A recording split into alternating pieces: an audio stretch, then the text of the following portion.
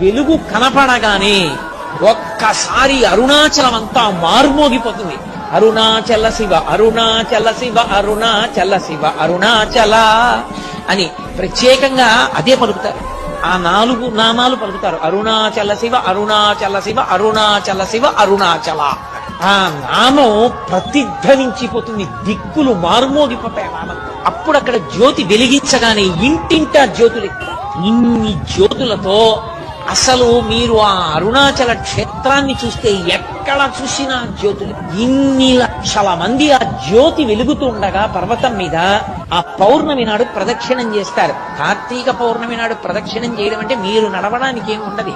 మీరు అంగుళం ఖాళీ వస్తే కాలు కదుపుతూ వెడుతూ ఉండడమే అంతే. అలా తిరుగుతారు. అసలు అది జనం ఇలా ఇలా నడుస్తూ ఆ గిరి చుట్టూ తిరిగే స్థితిని చూడడం చాలు, అంత అద్భుతంగా ఉంటుంది.